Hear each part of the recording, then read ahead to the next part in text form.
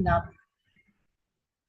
The last 5 items mentioned after the first 39. Can you just pause for a minute? Can you just pause for a minute? Please read that paragraph again because it mentions a certain sequence. Rupa Goswami has recommended that one live in the association of those who are of the same mentality. Therefore, it is necessary to form some association for Krishna consciousness and live together for the cultivation of knowledge of Krishna and devotional service. The most important item for living in that association is the mutual understanding of the Bhagavad Gita and Srimad Bhagavatam. When faith and devotion are developed, they become transformed into the worship of the deity, chanting of the holy name, and living in a holy place like Mathura and Vrindavan.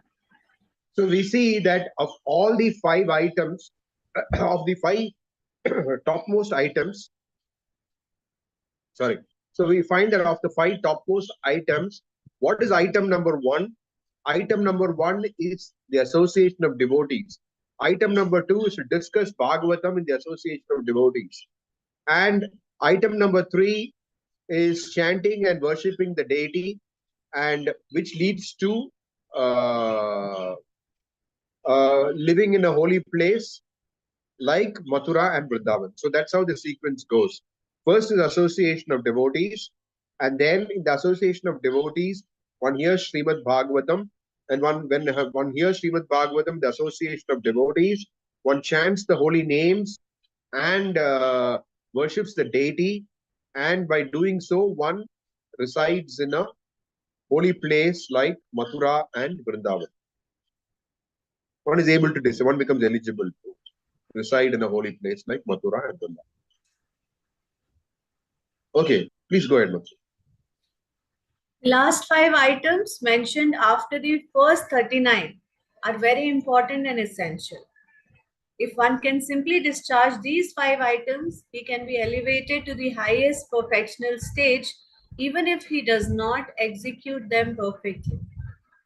One may be able to perform one item or many items according to one's capacity, but it is the principal factor of complete attachment to devotional service that makes one advance on the path. Some devotees in history, like Maharaj Ambarish, attained perfection in devotional service by executing all the items of devotional service, while many others attained perfection by discharging the duties of only one item. Some of them are Maharaj Parikshit, who was liberated and fully perfected simply by hearing; Shukadev Goswami, who became liberated and attained perfection in devotional service simply by chanting; Prahlad Maharaj, who attained perfection by remembering; Lakshmi, who attained perfection by serving the lotus feet of the Lord; King Prithu, who attained perfection simply by worshipping; Akrur, who attained perfection simply by praying; Hanuman, who attained perfection simply by becoming the servant of Lord Rama; Arjun, who attained perfection simply by being a friend of Krishna's; and Bali Maharaj, who attained perfection simply by offering whatever he had in his possession. As mentioned above, Maharaj Ambarish. So this is what is being referred to here is the 9 processes of bhakti. Shravanam, Kirtanam, Smaranam, all the way ending with Atma Nivedanam. So that's what is being referred to here. Please go ahead. As mentioned above, Maharaj Ambarish performed all the items of devotional service. He first of all engaged his mind by fixing it on the lotus feet of Krishna. He engaged his words, his power of speaking, in describing the transcendental qualities of the Supreme Personality of Godhead. He engaged his hands in washing the temple of the deity, his ears in hearing the words of Krishna, and his eyes in beholding the deity. He engaged his sense of touch by rendering service to the devotees, and he engaged his sense of smell by relishing the fragrance of the flowers offered to Krishna. He engaged his tongue in tasting the tulsi leaves offered to the lotus feet of Krishna. his legs in going to the temple of Krishna, and his head in offering obeisances to the deity of Krishna. Because all his desires and ambitions were thus engaged in the devotional service of the Lord, Maharaj Ambarish is considered the leader in discharging devotional service in all kinds of ways. Whoever engages in the devotional service of the Lord in full Krishna consciousness becomes freed of all debts to the sages, demigods, and forefathers to whom everyone is generally indebted. This is confirmed in Srimad Bhagavatam 11.541. Devarshi bhutaptanam pitranam na kinkaro nayam rini charajan sarvatmana yaha sharanam sharanyam gato mukundam parihritya kartam. Whoever fully engages himself in the service of the Lord, O King, giving up all other duties, is no longer indebted to the demigods, the sages, other living entities, his relatives, the forefathers, or any man.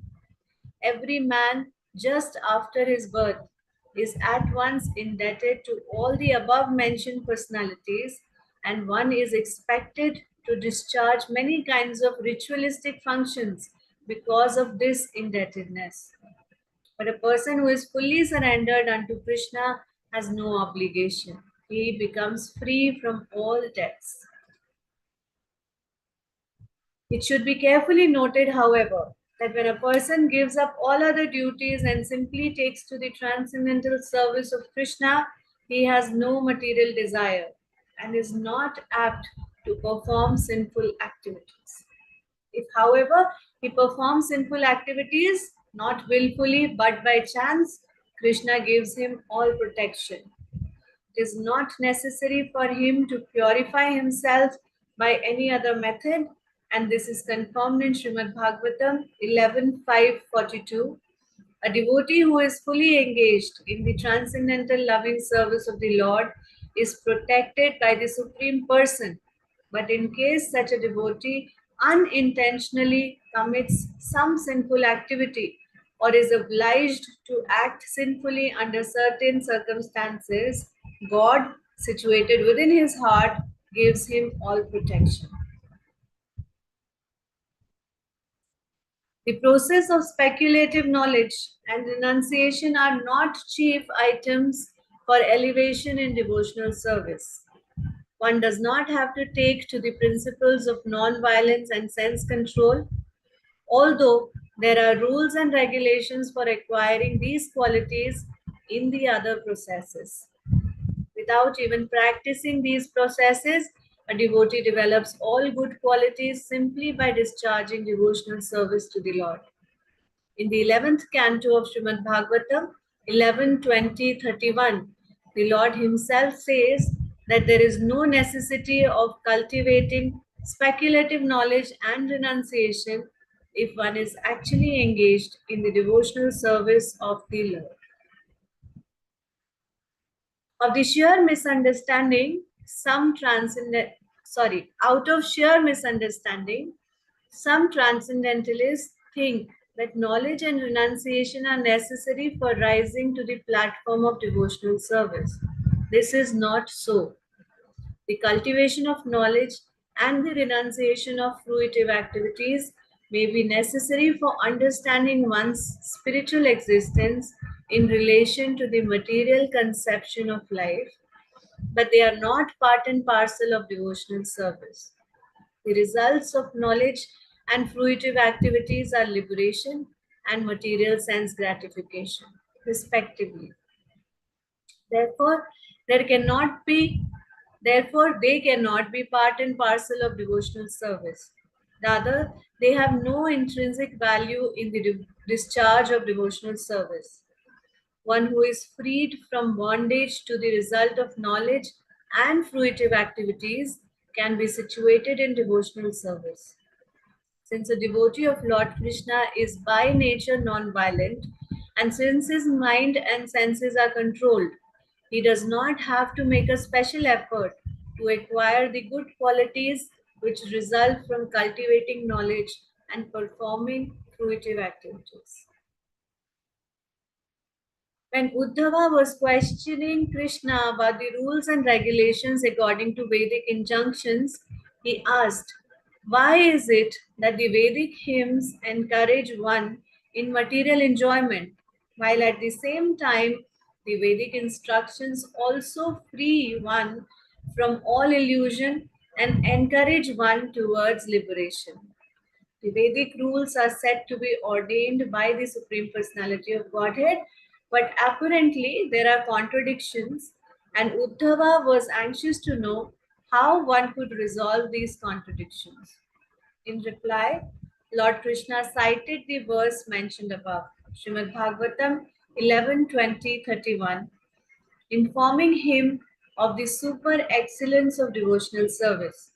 For one who is already engaged in devotional service to me and whose mind is fixed on me, it is neither practical nor necessary to cultivate knowledge and renunciation.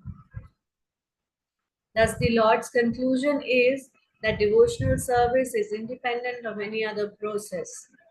The cultivation of knowledge, renunciation, or meditation may be a little helpful in the beginning, but they cannot be considered necessary for discharging devotional service. In other words, devotional service can be discharged independently of the cultivation of knowledge and renunciation. In this regard, there is also a verse from the Skanda Puran in which Narad Muni tells a hunter tribesman, O hunter, the qualifications you have just now acquired, such as non-violence and others, are not astonishing because one who is engaged in devotional service to the Supreme Lord cannot be a source of trouble for anyone under any circumstances. So here repeatedly, knowledge is being spoken about.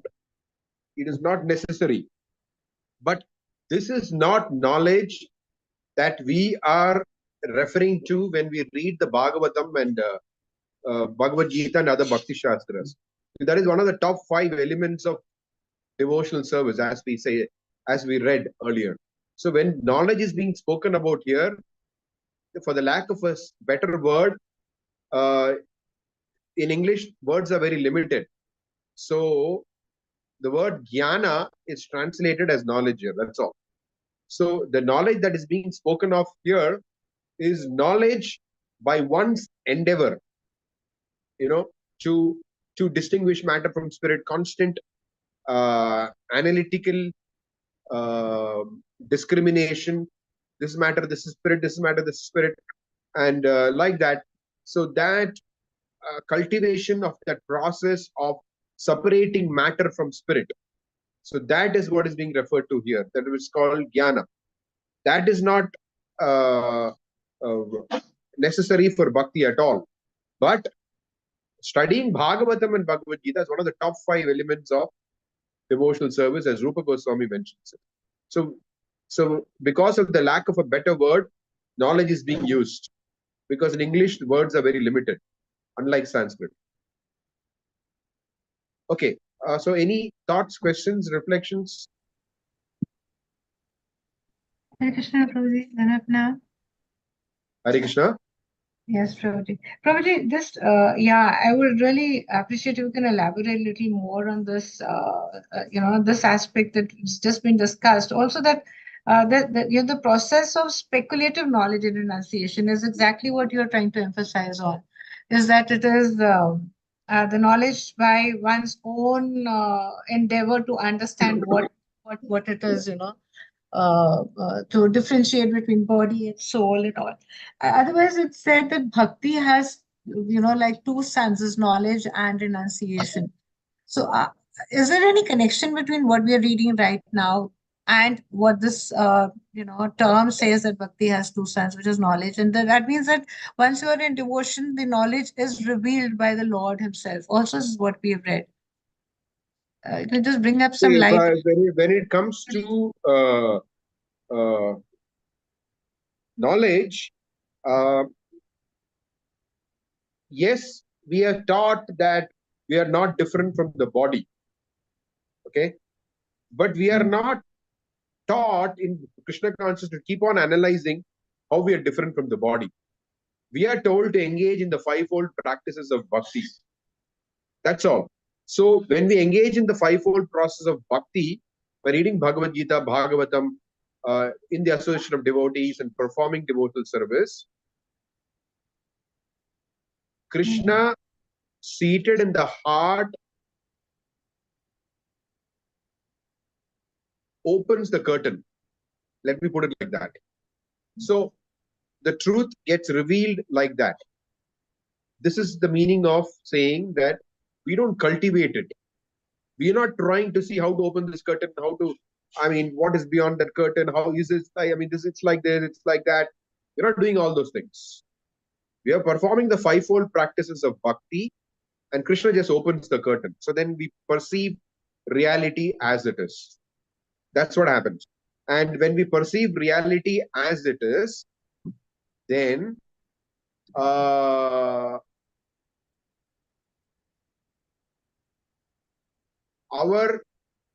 okay, let me put it like this, that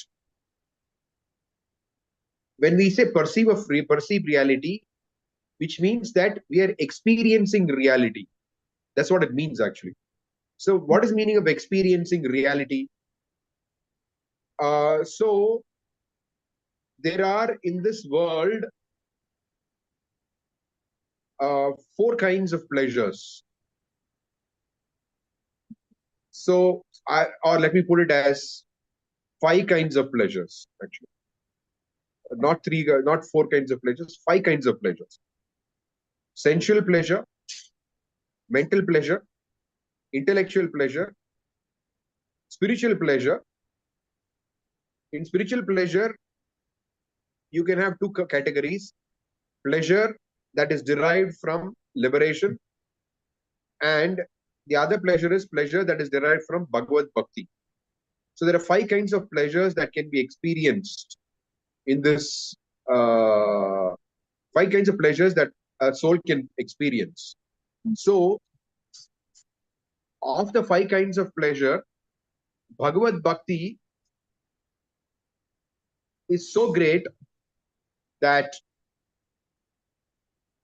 all the pleasures put together in this material world cannot compare to a drop of liberation, pleasure derived from liberation. But the Krishna conscious pleasure is so great that liberation, the pleasure of liberation itself becomes like a drop in comparison to the pleasure of bhakti. So when we say pleasure, it is very easy for us to understand. Pleasure is something that we experience. Knowledge is generally something we think of as information. Okay, but in Vedic circles, jnana is not, knowledge is not generally experience alone. Sorry, it's not just information alone. It means experience of the information also. That's very important. So experience of the information means that we just don't have the information that this is a world of matter and we do not belong to matter. But we have experience of that knowledge, which means that we can experience that we are different from matter. We've got nothing to do with this actually. So that component of experience is very important with when we speak of the word knowledge in the Vedic discourse. So to attain that kind of an experience takes a lot of work actually. So where one has to put in one's effort and come to that stage of experiencing that knowledge that we are not the body. But in Krishna consciousness, one does not have to make that kind of an effort to experience that knowledge. One has to simply practice the fivefold principles of bhakti, the top 5 elements, and by which we experience that experiential knowledge. Is that okay, Madhaji? It's revealed from within. As you're doing bhakti, then that knowledge is revealed on its own. It's Yeah, when I say knowledge is revealed, it's not just some information is revealed. The experience is also revealed. The experience also is revealed. Not just the information is revealed. You know? Yes, okay. Thank you. Like, for example, material sense pleasure is compared to chewing the chewed. Okay? Which means that there is basically no pleasure in it. How can you experience pleasure in chewing the chewed? But we know from experience that in real life, people in this material world, they keep on chewing a chewing gum, right? Is there a pleasure while, forget about the initial pleasure. I'm just talking later on. Let's take the stage where they're just chewing. Is there any pleasure? No. They just keep on chewing. So, by the practice of bhakti, we get the experience that all material pleasures in this world is just chewing the chewed. So, there is no such thing as, how do you say, when we are steeped in this material platform, okay, do we experience chewing the chewed? No. What do we experience? No, we experience some lower pleasures and higher pleasures, right? And whatever, we experience like that. This is a lower pleasure, that is a higher pleasure. We experience like that. But that is because of the fact that that knowledge, we may have information that it's all chewing the chewed, but are we experiencing it? No. We still have the thing, okay, this enjoyment is better, that enjoyment is less better. We have all these concepts. That's why it's called the world of duality. We have all these highs and lows, but when we come to the stage of Krishna consciousness, then we begin to get that. It starts with a small dose of experience that all this high and low is all actually chewing the chewed. It's all actually chewing the chewed. Because the soul is not experiencing any pleasure. Soul is just identifying with some pleasure. The real pleasure the soul can experience is only Bhagavad Bhakti, So you get some sense of it. Hey, what is this higher and low? See, it's all the same. It's all the same. It's just chewing the chewed. So as we progress further and further in Bhakti, we come to that stage. Hey, this is chewing the chewed. Then we become firmly fixed in that. So we don't practice a separate process for this. Whereas the Gyanis, they practice a separate process by which they have to come to the stage of liberation, mukti, where they experience that this is all chewing the chewed. They also come to that same stage, chewing the chewed. But they come to the stage by a lot of effort. We come to that stage by Bhagavad Bhakti. That's all. Not that's all. That's a difference. Of course, even when they come to the stage of chewing the chewed, the pleasure they're experiencing is the pleasure of liberation, which is a small drop compared to the pleasure of Bhagavad Bhakti. So pleasure varies, but the understanding that all material pleasures, all material experiences are just chewing the chew. To come to that platform, one process takes great effort. And it's a separate endeavor altogether. We have to make a conscious endeavor for that. Whereas we are not making a conscious endeavor to understand the world is chewing the chewed. No. We are trying to make a conscious endeavor to please the Lord, to serve the Lord. Anyabhilashita shunyam jnana karma dhyanavritam anukulina krishnanishrilanam bhaktirutama. We're trying, that is the direction which we are heading. Because of heading in that direction, we are getting this experience. Right. And even the liberation will not be giving the kind of pleasure that actually you get in, the stage of love of Godhead of Krishna is even superior to the taste of liberation. I mean, the pleasure of this of liberation. Exactly. Liberation becomes like a drop compared to the ocean of Bhakti Rasamrita Sindhu. It's an ocean of Bhakti Rasa. Yes. Thank you, Prabhu. Thank you so much. Harini Radhika Mataji. Hare Krishna, Prabhuji, Pranam. First of all, please bless us that we can also come to this realization of that it is all chewing the chewed. Yeah, And I'm also not there yet. We're all in the same boat of ISKCON. Prabhupada's teachings, let me put it that way. Prabhuji, I just want to ask a small question that you said since Sanskrit is a very rich language. So this gyan word is used for the speculative process. So I wanted to ask what word is used for that Bhagavatam, that Bhakti Shastra reading process. What word is used? Out of curiosity. Bhakti Bhagavad Vidya. Acha. For knowledge, the word jnana is used. That is the speculative knowledge process. जो Giani's impersonalist करते हैं जो. Yeah, jnana. But whereas for our bhakti, usually the word Bhagavad Vidya is used. Okay. And this, what you said, experience knowledge, is it what is called Vigyan? Yeah, that's correct. It is what is called Vigyan. But see, when we say knowledge of the Jnanis, no, that is not, I don't know how to put it. That is Vigyan only, in the sense that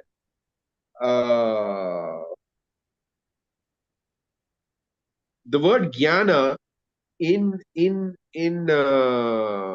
what is it? In Sanskrit can convey both just information and experience, both. So it depends on the context in which it is used. Okay, so it's not necessarily only information, you know. So the Jnanis, they attain impersonal liberation. No, how can they attain impersonal liberation without experience? So, I mean, in Sanskrit, it's like that. Sometimes the word Jnana is referred to just information and then actualization of that information. Because even the Jnanis, they begin with information only. No, they can't start off with actualization of the information. So therefore, sometimes the word Vijnana is also used. But when we say Jnanis, it means that people are trying to actualize Jnana through a process. I mean, A separate actualize process. information. Yeah, actualize information through a process. They are called Jnanis. That is called the Jnana Yoga process. They're trying to actualize the information through a process. We are also trying to actualize information, actually. When we take Bhagavad Gita, we have only information. We are trying to actualize it. No. But we are trying to actualize it through a process of Bhakti Yoga. They are trying to actualize it through the process of Jnana Yoga. And Prabhuji, in that Bhagavatam verse where it says Janyatashu Vairagyam Jnanam cha yad ahetukam, so that Jnana is what Jnana? See, that's what I'm saying. See, the word Jnana does not necessarily have to refer to okay, take for example the knowledge of an accomplished jnani, okay, and the knowledge that a bhakta has or a devotee has. What is the difference in the ultimate sense? It's all the same, right? But Same the in the sense Jnani does not know about the personal form of correct. Krishna. We No, know. I'm not talking about the completeness of the knowledge. I'm talking about you can have an unabridged dictionary and the abridged dictionary.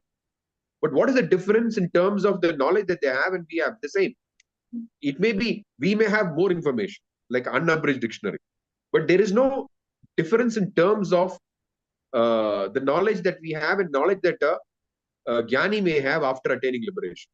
In terms of experience, also, he also can experience, I'm not the body, you know. But he may not experience Bhagavad Bhakti, may experience as liberation. But in terms of the experience, I mean, actualization of jnana in terms of material world is same. No, what's the difference? You understood, right? Yeah. So in that sense, it's the same, but it's not complete. That's all.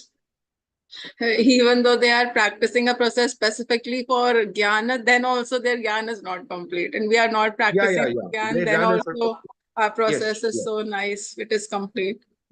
Correct. Thank Yes. you, Prabhu. Thank you. You're right. Yeah. Yeah.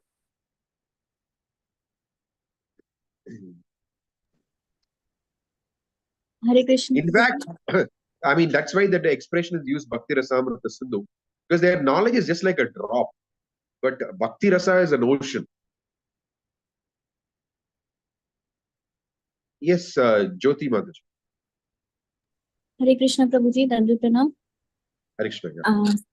Prabhuji, this line where it is given given examples like Arjuna who attained perfection simply by being the friend of Krishna, and like they all the examples which they have given, like they have followed just one limb of bhakti. Can you please explain it little further? Like I was not able to get that concept very properly. Sakyam, Arjuna is by Sakyam. See, there are 9 ways of rendering devotional service to the Mhm. Lord. Okay, so each of them represent one process. That's all. You Yes, understand? Prabhuji. Yes, but how it is Chaitanya possible? Mahaprabhu emphasized, out of the 9 processes, hearing and chanting are most important. So we stress the hearing and chanting. Okay. Okay. But Prabhuji, how is it possible? Like in the 9 limbs are there. So how is it possible just following by one limb? They can achieve that. Like I mean, is it possible really? What are we doing then? We are attaining just by Shravanam and Kirtanam, right? Or take, for example, Parishit Maharaj. Of course, I'm not saying that everything is completely, but basically what they're referring to is the predominance. It is not Predominance. that Arjuna did not visit a temple and worship the Lord. It's not like that. Or Arjuna did not hear anything about the Lord. It's not like that. They're talking about the predominance of the process. What is it? Shukadeva Goswami, just by speaking. Parishit Maharaj, just by hearing. It's not that Parishit Maharaj only heard. Parishit Maharaj also would have chanted some verses, I'm sure. I mean, he does. It's not that he doesn't. So later on, he explains. That's how the Bhagat Bhagavatamrita is. Before he left his body, he describes the whole Bhagavatam in a summary form, which is the Bhagat Bhagavatamrita. Anyway, the point that I'm trying to say is that what is predominant is what is being referred to there. Shukadeva Goswami. Okay. Shukadeva Yeah. Goswami, for example, is speaking. Parishit Maharaj is hearing. So predominance of the process. For us, Chaitanya Mahaprabhu said, hearing and chanting should be predominant.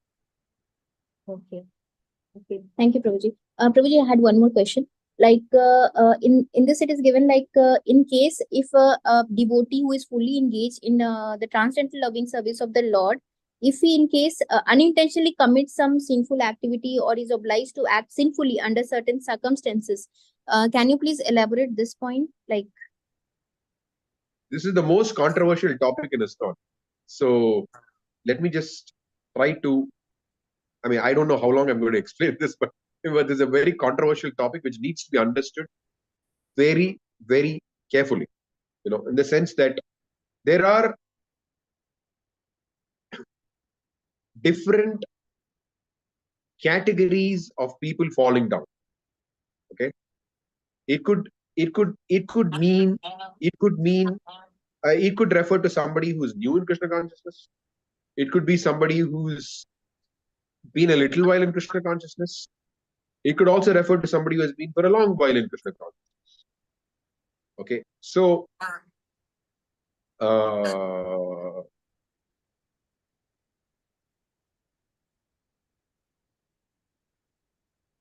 okay, let me start with the top, then they'll come down. Or I don't know how I should progress.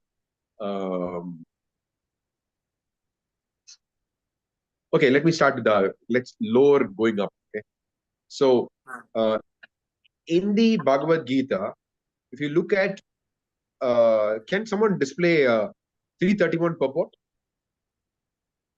331 purport of Bhagavad Gita. Towards the end of that purport, Prabhupada states something.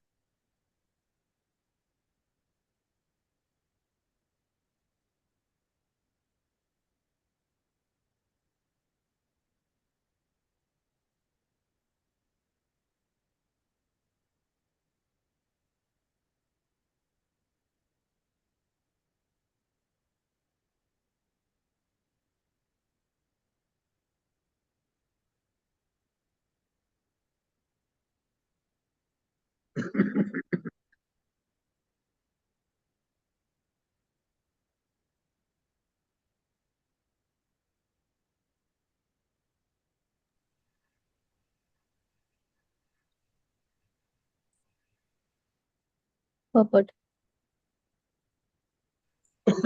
Okay, can you read the 331? Yes, Prabhuji.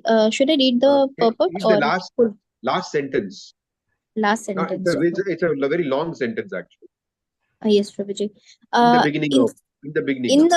in the beginning of Krishna consciousness, one may not fully discharge the injunctions of the Lord, but because one is not resentful of this principle and works sincerely without consideration of defeat and hopelessness, he will surely be promoted to the stage of pure Krishna consciousness.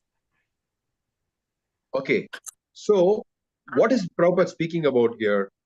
He's speaking about because, okay, in the beginning, one may not fully accept, but because one is not resentful of and works without consideration of defeat or hopelessness. Okay, which means that it may not be unusual for someone practicing Krishna consciousness to have some fall down in the beginning stages. Okay, I mean, and that's also important. The beginning stages, which means that beginning is I would say, until Anartha Nivritti is over, there is always a possibility of a fall down. You know, I mean, unless one is very careful. Prabhupada says it's like uh, razor's edge. Now, while one is shaving, one has to be careful. Otherwise, one can cut. So there is a possibility of a fall down. So in the Bhagavad Gita, Krishna explains api chet suduracharo, which means that sometimes my devotee may be found to indulge in something abominable, but he is to be considered saintly. So Vishwanath Chakravarti Thakur, in this purport, Prabhupada very clearly, first of all, makes it very clear. This is referring to accidental. It is not referring to planned. I mean, like Prabhupada said, it's an offense that if one thinks, okay, I'll commit sinful activities, but by the chanting of the holy names, one can overcome it. You know, anyway, I'm chanting the holy names, so even if I commit sinful activity, it doesn't matter. That's an offense. That's called committing sinful activities on the strength of the holy name. So it is not referring to those kinds of fall downs, it's referring to an accidental fall down. So Vishwanath Chakravarti Thakur says that when a devotee falls down, what is the attitude of such a devotee? Such a devotee feels extremely regretful of what he or she has done and says, no, I should not have done this. It's wrong. I mean, he or she feels completely what I did was wrong. And the second thing is that the devotee also feels this is a shame on the society of devotees. So Vishwanath Chakravarti Thakur says, such a person is to be considered as saintly. So without these two conditions, just because somebody is chanting 16 rounds and following the four regulated principles, if they fall down, they cannot be considered as saintly. They have to fulfill these two conditions, which is that they should sincerely regret what they did, and they should also consider themselves to be a shame on the society of devotees. Such a person is to be considered as saintly. So, okay, as I said, I'll give you some examples. The day before yesterday, there was an initiated devotee who wrote to me. Of course, I mean, the system with Guru Maharaj is that Guru Maharaj gives the example of a hospital where there is some expert surgeons, then there are some junior doctors, okay? And sometimes when a patient comes, the matter is something which a junior doctor themselves can handle it. You don't require an expert surgeon's intervention. It all depends on the complication of the case. If it's a very simple case, okay, it can be dealt with in a very, the junior doctors themselves can deal with it. It's not like the surgeon is required, a specialist is required. So this devotee, he wrote to me. He's a 24-year-old initiated disciple of Guru Maharaj. So he wrote to me that someone from his school's college friends group sent a video, and somehow he happened to watch that video. It was a video of a naked woman. So he said, I feel so guilty. I've broken the regulative principles. What should I do to make up for this? And whatever, he wrote, he wrote a few mails like that. So, so then, this is a case which is, of course, initially when he wrote, I had to find out what happened. So then he said, okay, it was a friend. He's already exited the WhatsApp group. So whatever. So he, first of all, has expressed a proper mood of honesty, regret, and he also feels very shameful. Then how can this be? He says, I'm initiated. I'm living in a society of devotees. How can I feel very, whatever. So he's exhibiting all the conditions that Vishwanath Chakravarti Thakur is saying. And in addition to that, it was not premeditated. There was a video which was posted on by a group of friends, college friends, and he happened to view it, which was against our principles. And then after he did that, he felt very guilty and he exited from the group. So this is a classic example of saying that sometimes, so I told him, okay, go on chanting and read this verse 331 and that's it. But if it was more complicated then somebody else, like of course, Guru Maharaj may have to get involved and try to extricate him. All those things are there. But this is a very simple case. That's why I said, okay, let me go from simple to complicated. So this is an example. Initiated devotee. So what is to be done? It is an accidental fall down. So then you have situations where in Prabhupada's time, you had a sannyasi, very leading sannyasi actually. And Prabhupada really liked him. And he was a very good devotee. Nobody ever complained about it. He was very, very good leader, very exemplary. So he got attracted to some woman and he fell down. So when he fell down, Prabhupada said, do not give up Krishna consciousness. Continue your Krishna consciousness as a grihastha. And he went on. He was no longer a leader. He was sannyasi at that time, but after that he was no longer a leader. But he continued in the Krishna consciousness movement. He was preaching whatever Prabhupada told him to do, he did. So this is an example of someone in a more exalted situation, but who also happened to fall down. But Prabhupada, being the spiritual master, could understand that this was a very, whatever situation due to Maya, whatever happened. And he forgave the disciple and asked him to continue his practice of devotional service. So when it says, sometimes, Prabhupada also writes that, sometimes due to the force of material nature, if one commits some sinful activity, obviously it is sinful for a sannyasi to associate with the woman. There's no doubt in that. So it was a sinful activity, but because of the manner in which the devotee responded to it, Prabhupada accepted the devotee and his Krishna consciousness continued. So these are I gave you a very simple example and I gave you a very example of someone who is very advanced. I don't know if I can't think right now of some example in between, but anyway, I think you get the spectrum. Yeah. Thank you, Prabhuji. Actually, one line which you told was ashamed in the association of devotees. That I didn't understand that line. You don't know ashamed of the. Not see. For example, if you commit a sinful activity, okay, you are living in a society of devotees. This movement is a movement of pure devotional service. Yes. Okay.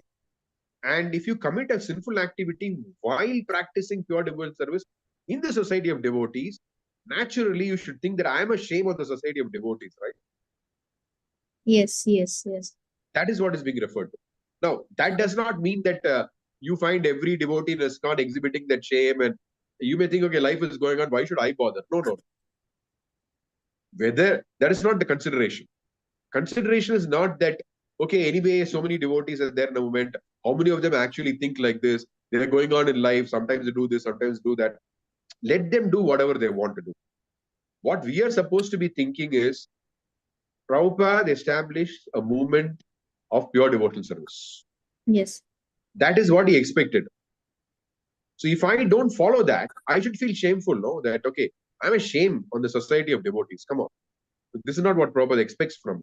Of course, Prabhupada doesn't expect you to leave Krishna consciousness and go away. That's another thing. But the feeling of regret should be there, and also the feeling that I'm a shame on the society of devotees. But of course, I still will not give it up, give up devotional service. That's a different thing. But the first two things which Vishwanath Chakravarti Thakur mentioned should be there. Yes.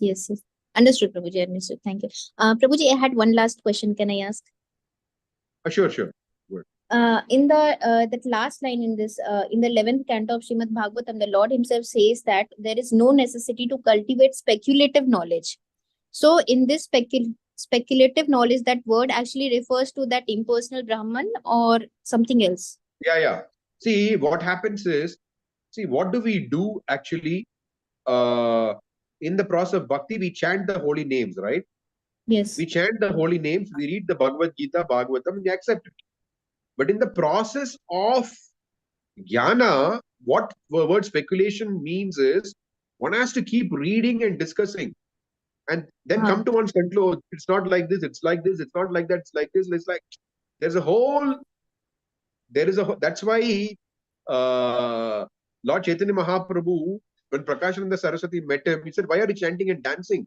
You're a sannyasi, you're supposed to study Vedanta. Jnanis, that's what they do. They study all these jnana, and they study all the books, and then they try, okay, it's like this, it's not like that, it's like, so it's a whole process. That's why it's called speculative, because you have to make an endeavor to attain that liberation by understanding the Jnana Shastras. That's all. Okay. Thank you, Prabhuji. Thank you so much. That's what it's meant, speculative. Speculative does not mean whimsical. What it means is using one's mind, one's own endeavor. To understand the truth.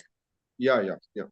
So one of the main important elements of jnana is they constantly keep studying. Yes, Prabhuji.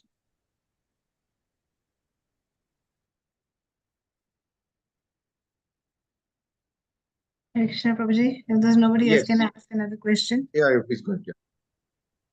Prabhuji, I just want the second paragraph of this 13th chapter to be explained, please. When Uddhav was asking Krishna about rules and regulations according to Vedic injunctions, he asked, why is it that the Vedic hymns encourage one in material enjoyment, while at the same time the Vedic instructions also free one from illusion and encourage one towards liberation?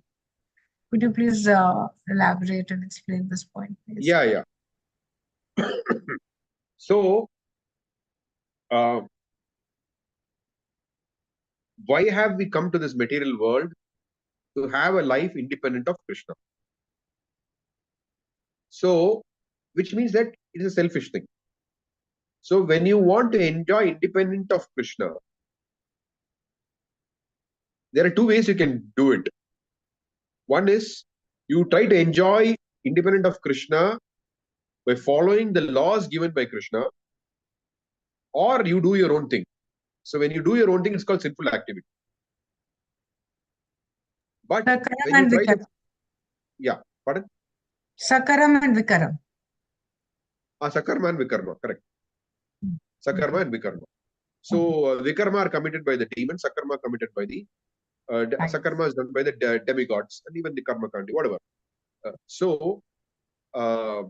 These are the two methods of doing it. Now, Sakarma is also based on one's selfishness only. It's not that one wants to enjoy the material world. See, both of them want to enjoy. One wants to enjoy following the laws of God. One wants to enjoy without following the laws of God. Right. Okay. But following the laws of God is higher than not following the laws of God. So this is what is being referred to as, see, you need to be told, right? For example, somebody is interested in enjoying. Give them a prescription how to enjoy. No?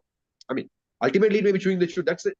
See, I mean, that's for people who practice. I mean, like who are interested in Bhagavad Bhakti and all these kind of things. Then it makes sense if they understand the world as a world of chewing the chewed.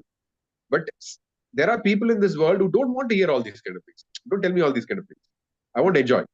That's it. So that's why the Puranas are divided into 3 types: the Sattvic, the Rajasic, and the Tamasic. So according to one state of consciousness, prescriptions are given. If one is Tamasic, there are some Puranas which give, for example, sacrifice in front of goddess Kali. That's for the Tamasic people. They can also enjoy, but there is a certain prescription for them.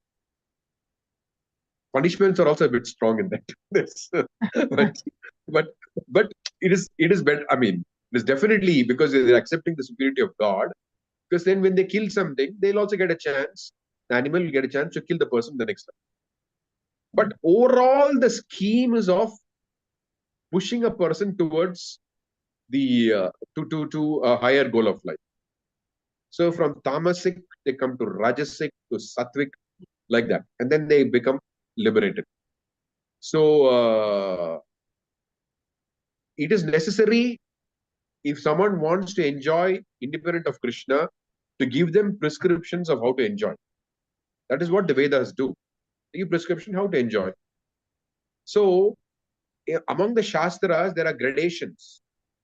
The lowest Shastra is the Kama Shastra. Now, I don't know how they've interpreted, what translations are being given. I have no idea. But the Kama Sutras or whatever, they're actually Vedic literature. It's not like but I don't know the modern version of it. I don't know. But I'm just saying the principle. Right. There is how to enjoy Kama. There is a prescription for that. Then above Kama Shastras are Artha Shastras. Above the Artha Shastras are the Dharma Shastras. Above the Dharma Shastras are the Moksha Shastras. Above the Moksha Shastras are the Bhakti Shastras. So for everyone, there is a prescription. Beginning from the bottommost to the topmost. There's a gradation. This goes, I mean. Yeah. So the Vedic hymns here is referred to, the Vedic hymns, it says, encourage one to material. So according to one's consciousness of, enjoyment. Yeah. Then you refer to that specific, correct. A specific literature of the Vedas, and correct. Then do it accordingly. Correct. You're right. Yeah. But it is not. It is more like an option rather than a necessity. Like for example, let's say children are there. Okay. Now, all parents these days are concerned about screen time. Okay. So different parents regulate it in different ways. For a child who's not interested in screen time, who's just interested in going out and playing, what would the parents say? Screen time is useless. I mean, better than that is you go out anyway, you're going out and playing. So don't get into screen time at all. It's not good. It's counterproductive. So that's the kind of instruction that a child who's not interested in screen time will get. Okay, interact with real life people, read books or whatever. The screen time is useless. Right? Very strongly they say. For those kids who are not interested in screen time, and not whatever, to keep them fit. But for those who are addicted to screen time, what will the parents do? They will try to say, you can have screen time, but only 1 hour a day or half an hour, whatever it's their prescription, half an hour a day, example. So that does not mean that is a good thing. According to the situation of the child, that prescription is given. Somebody may have more than half hour. Maybe say, okay, for you 1 hour. Because if he's severely addicted, that's okay, 1 hour you watch every day. So just seeing the prescription is not enough. That's why people are very confused about Vedic literatures, because not confused. People who don't make the effort to study properly. They think, I can know Vedas only say this, that. These are people who are not serious. So they'll take, okay, to prescribe this, I can eat meat, I can do this, I can do that, so many things. Have their own So, interpretations. yeah. So you have to see what is a prescription for you. That's very important. Of course, the prescription for everybody is chant Hare Krishna. That's a different thing. I'm just saying, if you're not interested in chanting Hare Krishna, then follow some prescription. Don't act sinfully. Understood. Thank you. A very beautifully explained with the example. Very beautifully explained. Thank you so much. Thank you.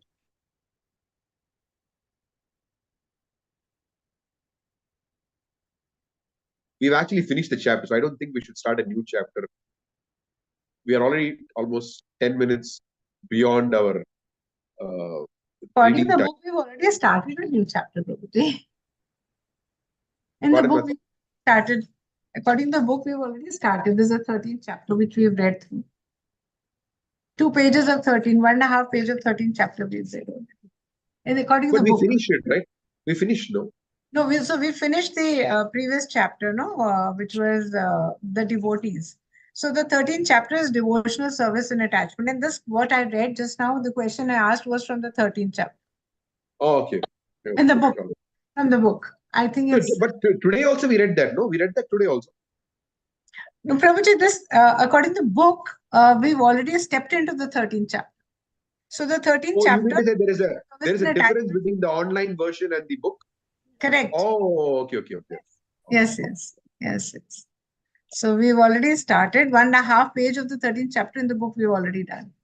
Oh, understood. Okay, understood. Okay, so that's probably a later day. I mean, due to some whatever reconfiguration of chapters, I guess. Maybe.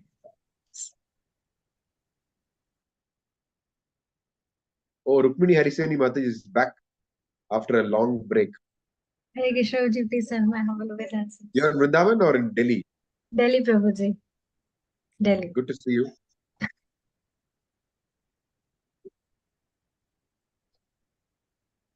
You're teaching Bhakti Shastri in Rohini? I taught NOD. It's done, Prabhuji. So now they have given me one more book, that is NOI. So, but it will come after 1 month or so. It will take little time. One of my wife's friends has joined Bhakti Shastri. It's called Rohini. So I told my wife that I think you're teaching. Yes. Yes, Prabhuji. There are so many batch, but I taught in the ladies batch only. That was in Hindi language because I'm more comfortable in speaking Hindi. So they gave me this batch. Oh, so you may not be teaching the English batch, Hindi batch. Yeah, yes, that was Hindi batch. Again, they have given me the Hindi one. I don't have command over English language. Yes, I speak, I understand, but I don't have. And there is one new batch they have started in Bhakti Vedanta. Those who have done Bhakti Vedanta, they are teaching in that. So the level is so high. Students are really fortunate. Even I attend that. Good.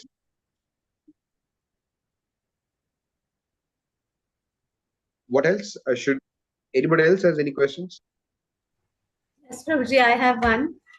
Prabhuji, here also it said that how a person who is fully surrendered to Krishna has no other obligations.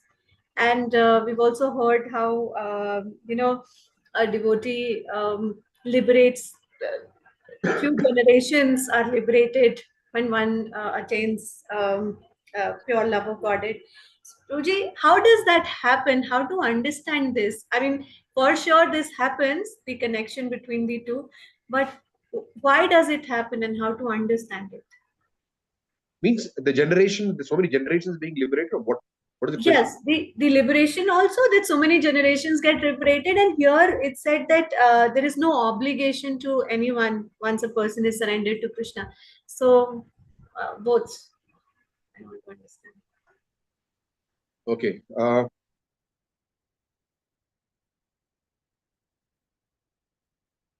I just gave a class to the Russian devotees. They spoke in great detail about this particular topic. Let me just summarize it.